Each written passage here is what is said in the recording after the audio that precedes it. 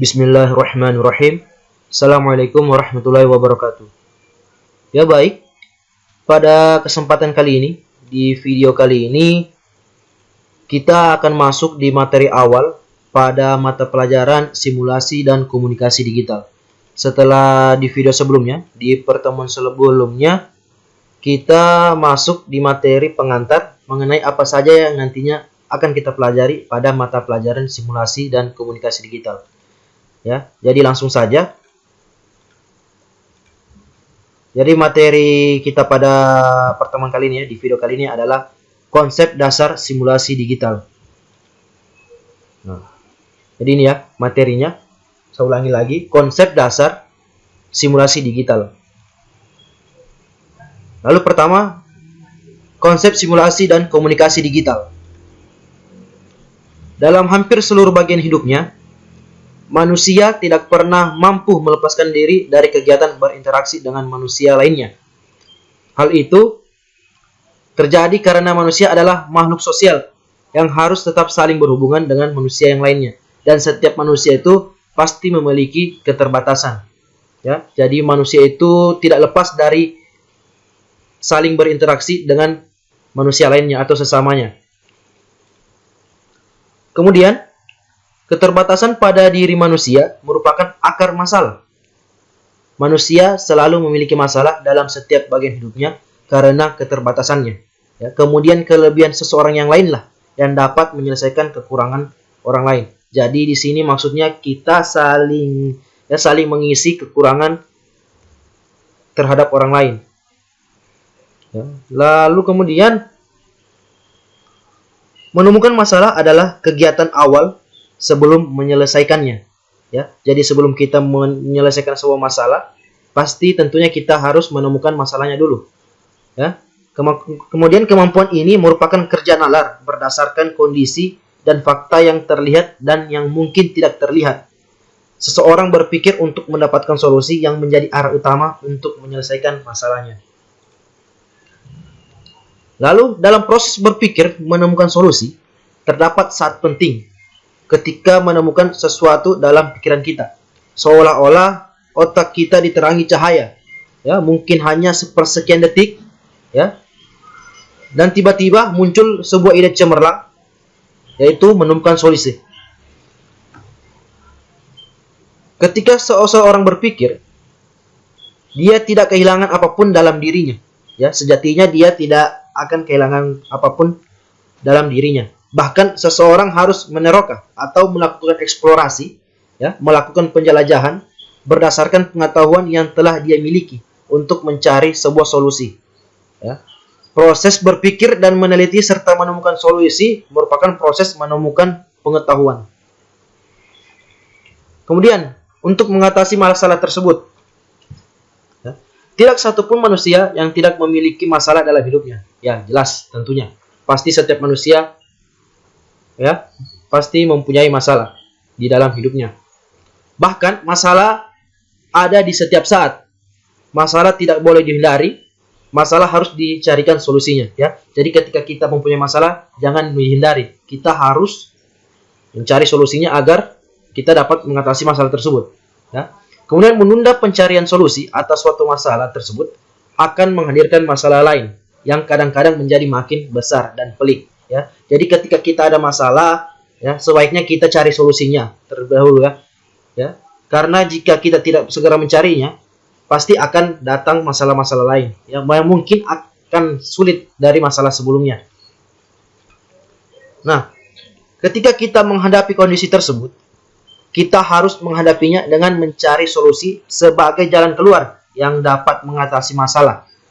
Mengatasi masalah dapat dilakukan jika kita mampu mengenali masalah. Mengenali masalah masih merupakan masalah tersendiri bagi banyak orang. Banyak orang yang belum terasa, ya, kemampuannya untuk mengenali masalah. Jadi untuk mengenali masalah kan masih banyak orang yang masih belum paham, ya, mengenali masalahnya. Ya, kemudian kemampuannya juga masih belum paham bagaimana caranya. Jadi banyak masalah yang solusinya hanya memerlukan satu langkah tanpa mempertimbangkan banyak hal lain yang lain. Namun ada juga lebih baiknya Namun ada juga banyak lagi masalah yang solusinya harus mempertimbangkan banyak hal. Ya. Selanjut, proses mempertimbangkan ide ya untuk menjadi solusi terpilih jika diasah dan dilakukan berulang-ulang akan membentuk sikap yang bijaksana, yaitu mempertimbangkan manfaat dan akibat buruk sebelum mengambil keputusan. Ya, jadi ketika kita ingin mengatasi masalah, kita harus mempertimbangkan, ya, kita mempertimbangkan keputusan yang harus kita ambil dari baik dan buruknya. Jadi solusi yang baik adalah ide kreatif. Ya. Jadi solusi yang baik adalah ide kreatif yang pertama untuk mengatasi masalah secara permanen. Itu adalah solusi yang baik. Ya. Pertama tadi mengatasi masalah secara permanen. Kedua adalah dapat dilakukan sesuai dengan kemampuan kita. Lalu ketiga, bermanfaat bagi banyak orang. Kemudian keempat, tidak bertentangan dengan hukum, kesantunan, norma yang berlaku. Lalu yang terakhir adalah mampu menginspirasi banyak orang lain. Kemudian untuk mengomunikasikan gagasan, untuk menyampaikan gagasan kita. Gagasan yang ditemukan oleh seseorang dapat dikomunikasikan kepada orang lain dengan berbagai tujuan. Kemampuan mengomunikasikan gagasan kepada orang lain harus dilatih. Ya. Jadi ketika kita ingin menyampaikan gagasan kita kepada seseorang, kita juga harus berlatih. Ya. Kita harus dilatih tata cara bagaimana cara menyampaikannya nanti. Demikian banyak dan luasnya bidang kehidupan yang dapat dijadikan ide kreatif. Ide kreatif ditemukan bukan saja ketika seseorang menghadapi masalah, tetapi juga untuk mengantisipasi jika masalah itu muncul dalam kehidupan seseorang. Lalu, proses kreatif dapat dilakukan melalui 4 tahap. Ya. Ada 4 tahap untuk melakukan proses kreatif. Yang pertama yaitu mengamati. Ya, mengamati, kemudian menirukan, lalu modifikasi. Setelah itu kita membuat baru.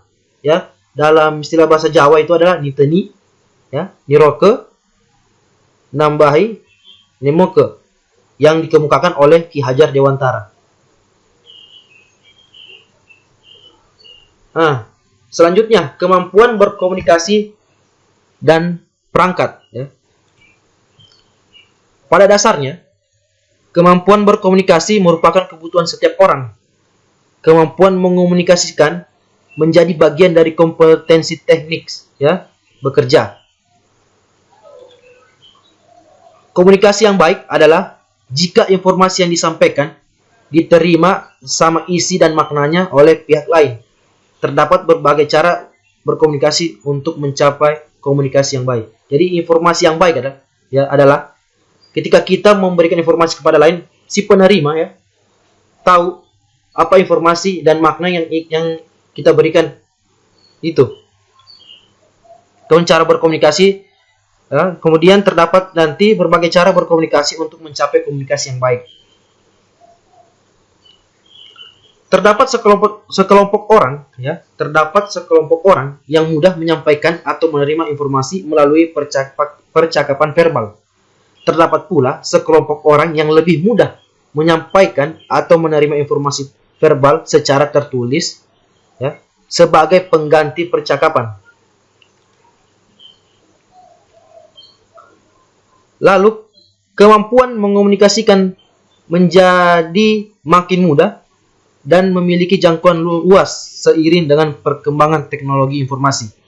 Jadi ya, seiring dengan perkembangan teknologi sekarang ini, untuk mengomunikasikan ya mengomunikasikan konsep atau gagasan kita menjadi makin mudah ya. Perangkat digital yang merambah pada hampir seluruh bidang kehidupan mendukung proses berkomunikasi menjadi tanpa hambatan. Pada sisi lainnya, kemudahan melakukan komunikasi tersebut harus dilakukan dengan tetap menjaga etika komunikasi digital dengan apa yang disebut dengan kewargaan digital atau digital citizenship. Ya, jadi sampai sekarang ini kan perkembangan teknologi sangat luas ya. Jadi untuk menyampaikan gagasan atau gagasan atau ide kita tidak susah lagi ya, sudah mudah untuk menyampaikannya. Namun dari kelebihannya itu ya, dari makin mudahnya itu dalam menyampaikan gagasan, kita juga harus paham ya sisi lainnya, ada namanya etika dalam berkomunikasi digital ya, yang disebut dengan digital citizenship. Kemudian pada dasarnya media komunikasi yang akan digunakan harus disesuaikan dengan jenis gagasan yang akan dikomunikasikan dan tujuan komunikasi tersebut. Tidak ada pilihan lain. Kompetensi mengomunikasikan gagasan atau konsep tersebut harus dilakukan melalui presentasi digital sebagai media yang memungkinkan komunikasi menjadi makin mudah dan luas, bahkan mendunia. Oke, sampai jumpa di pertemuan selanjutnya. Ya, jadi untuk video kali ini ya, pada kesempatan ini, di video ini mungkin sampai di sini saja dulu materinya. Jika ada yang kurang jelas atau kurang paham dari penjelasan saya, silakan tanya di kolom komentar ya. Silakan tanya di kolom komentar. Kemudian jika kalian dapat ilmu dari video penjelasan tadi ya, silakan like ya. Jika kalian mendapat ilmu hari ini, silakan like, silakan komen ya, silakan share juga. Kemudian jangan lupa, yang paling pentingnya jangan lupa untuk subscribe channel ini ya, karena insya Allah dari subscribe kalian itu akan menjadikan channel ini makin berkembang ke depannya. Oke, mungkin sampai di sini. Terima kasih yang sudah menyempatkan menonton video ini. Saya akhiri dengan ucapan wabillahi taufiq wal hidayah. Wassalamualaikum warahmatullahi wabarakatuh.